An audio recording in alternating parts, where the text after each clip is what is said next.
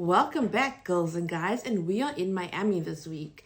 Not a favorite of mine because I feel that it really wants to be a Monaco type feel with all the celebs and all of that, but they just don't cut it. Let's get back to some circuit information. So this is sort of a hybrid street track. It's not a traditional street track as we know it because it's built around a stadium, the Hard Rock Stadium, and the home of the Miami Dolphins. So it's got 57 laps, 5.412 kilometers circuit length. We've got 308.6 kilometers race distance. So kind of like me driving to Mossel Bay on my way to Neisner for Samola. And the lap record holder is Max with a 129. Last year he got a 127 for pole. We've got 3 DRS zones, we've got 19 corners, we've got 3 straights. We've also got like a flyover. Turn 16 is the narrowest point in the track. And if you remember a few years ago, Charles did have an accident. Also, this is a 4th year out of the 10-year deal that we will be having Miami, and of course one of the first races for the USA. So because this track is basically in a parking lot, sorry, I have to laugh. So the surface is quite smooth, so we are going with softer tires this time. Really is giving the C3, C4 and C5, so it's softer tires than last year and last week. Generally it's a one-stop race. Also, we have, like I said, a lot of corners and some slow corners which Red Bull doesn't like. I do foresee a safety car with the rookies. I don't really see it with the older drivers. It's going to be the 4th time driving here. So I do maybe see with the rookies, but hopefully nobody really wants a safety car. You know, you don't want accidents and that kind of thing. Let's get onto the team. So some midfield teams. Williams is doing well. Sainz seemed to really pull it together last week, and I think they are going to do well at this track. They're doing really well so far in the points all the time, which is really great. I do see Racing Bulls maybe Hadja giving them a run for their money a little. So they seem to always be kind of in the top 10, or they qualify in the top 10, or they have good running pace until the race, but I do think Hadja is better. I'm not sure what's going on with Liam at the moment. I forgot to tell you that it is a sprint race, which means only one practice. And I always feel when you go onto a new track or a different continent, I would feel it's better not to have a sprint race because you acclimatizing and all that kind of thing. And the cars also kind of need to acclimatize. They run in different temperatures, all that kind of thing. So let's see what happens. So let's get on to Mercedes. So they had a good race in Saudi. I think they did. Kimi did really well. He was about 40 seconds off George. I think, yeah, George is just doing his Mr. Consistency thing. You guys know how I feel about George.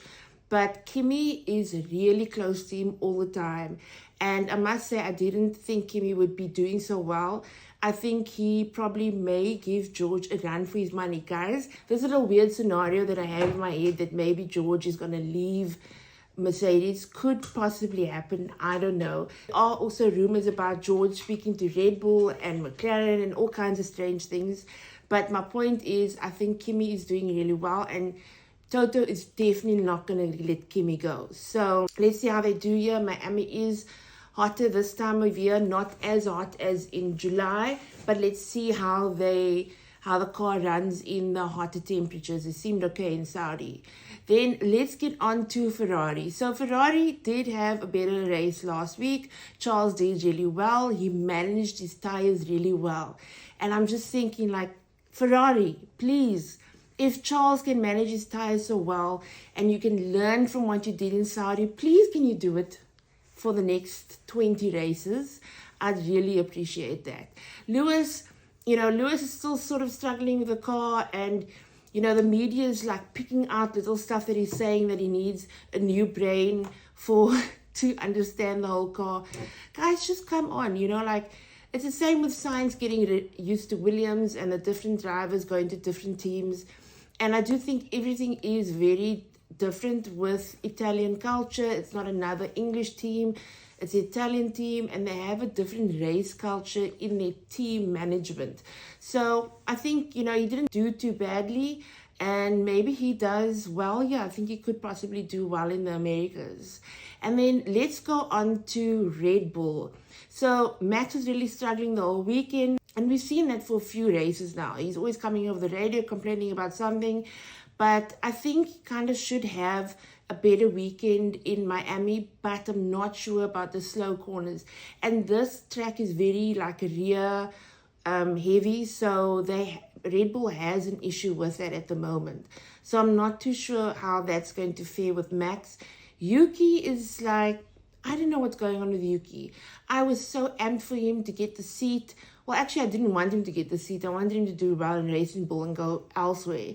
Now that he's got the seat at Red Bull, I feel that, you know, he's just sort of biding his time. I'm not sure what's going on. Maybe he's still getting used to the car, like Lewis is getting used to Ferrari. So he is kind of better on a street track, but let's see what happens. And then, of course, McLaren. So, like I said, McLaren is literally, their car is adaptable to any circuit.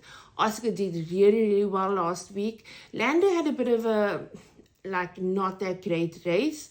But again, I think it's the small little things that are irritating Lando. And even though it's small, it's like it sits on his mind and then it just becomes like a big issue. And I feel like, you know, in the race, if Piastri makes a mistake, the next lap he corrects it. I've said this before. And Lando, you know, he seems to, you know, he's driving fast, all that kind of thing, but the little accidents slip you up all the time. So let's see what happens with Lando. I think Oscar may become world champion before Lando. And also remember last year, this is the race that really turned McLaren around. So Lando won here last year. And from then, McLaren started doing well in every other race. So I wish them well. I'm kind of thinking a, you know, front row lockout, that kind of thing. The turn one or going into turn one here can be a bit difficult. Remember, like narrowish circuit, that kind of thing. So let's see. So my predictions for Sunday, I think midfield, I think Sainz is going to do really well. Also, let's not discount Ollie. Ollie and Hadjar, those two rookies are really doing well. I used to like Aston. I don't know where they are at the moment. And Gasly, you know, Gasly was doing really well. And Gasly and Yuki had that accident last week. I think Alpine could do well here. Let's see what happens. So for pole, I'm going to go with Oscar. Oscar Lando, definitely. And then for the win, I see it's going to be difficult because Lando did well here. Charles also did well here last year. And generally it was Max doing well as well. So I think to win the race, I think Oscar. And in second, Lando. And I think third will be, I'm hoping Charles will come third again. I'm not sure about Max and that RB at the moment. The RB's really got to step up the game with some development. But that's it, guys. I'll see you in Samola. If you're going to be there, please holler at your girl because you're kind of blind.